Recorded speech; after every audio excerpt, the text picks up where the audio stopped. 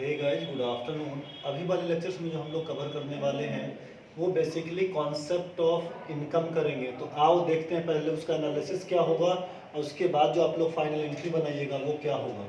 Right, तो देखिए जितने भी एक्सपेंसेस आपके थे, जब वही चीज़ किसी न किसी पर्सन, पहले इसको थोड़ा समझ लेते हैं।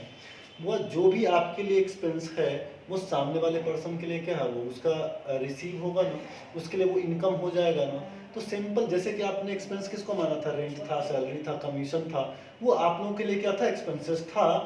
बट जब वो आपको रिसीव लगा देगा, नहीं यानी जैसे देखिए यहाँ पे कि आपको बोलेगा कि रेंट रिसीव्ड, कमीशन रिसीव्ड, तो ये सब क्या हो गया, ये सब जो है आपके लिए इनकम हो गया।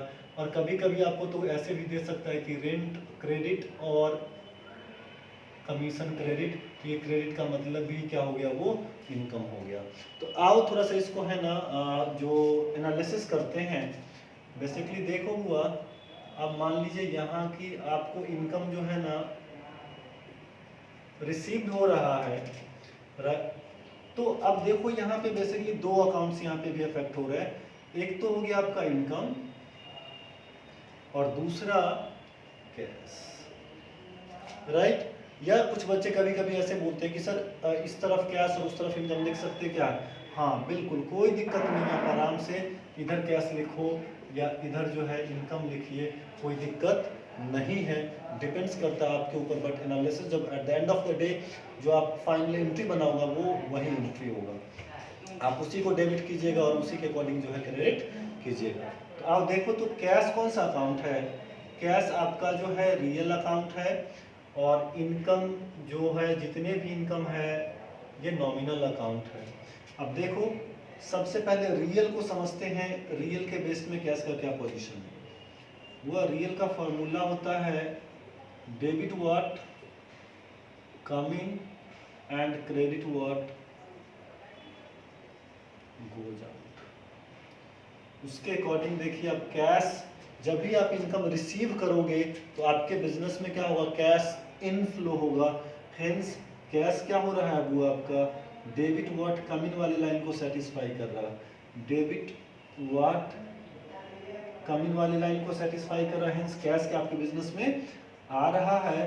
हेंस कैश अकाउंट क्या हो गया, कैश अकाउंट जो है आपका वो डेबिट हो गया। अब देखो इनकम को हम देख लेते हैं कि ये डेबिट होगा या क्रेडिट होगा। अगर कुछ भी होता है तो क्यों होता है, वो नॉमिनल क्या है आपका, debit all expenses and losses and credit all income and gains. अब देखो चूंकि ये सेकेंड लाइन में बोल ही रहा है, जो इनकम जो है आपका क्या है, वो बेसिकली आपका इनकम एंड गेन्स वाले लाइन को सेटिस्फाई किया, यानी वो आप कुछ ना कुछ रिसीव कर रहे हैं। हेंस ये वो लाइन जो हुआ credit all income and gains वाले लाइन को सेटिस्फाई किया, और इसके अकॉर्डिंग जो इनकम जो है आपका, जो भी इनकम रिसीव्ड होगा, इनकम जो रिसीव्ड होगा वो आपके क्या हो जाएगा, वो क्या हो गया आपको क्रेडिट। अब देखो यहाँ पे आपने क्या देखा कि कैश आपका होगा डेबिट और इनकम रिसीव्ड क्या हो जाएगा क्रेडिट। तो फाइनली एंट्री क्या होगा, हुआ कैश अकाउंट डेबिट। अगर मान लो इनकम में अगर रेंट रिसीव्ड है तो क्या हो जाएगा, टू रेंट रिसीव्ड अकाउंट। अगर मान लो यहाँ पे कमीशन रिसीव है तो क्या हो जाएगा, यहाँ पे आप कर दोगे टू कमीशन रिसीव्ड अकाउंट।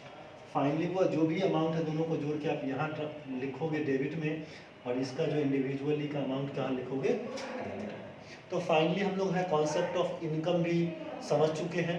और इससे पहले हुआ कि आप अगर प्रीवियस लेक्चर नहीं देखे होंगे कॉन्सेप्ट ऑफ एक्सपेंसेस का, तो लिंक इसके डिस्क्रिप्शन में मिल जाएंगे, आप उसको भी जा करके देखो।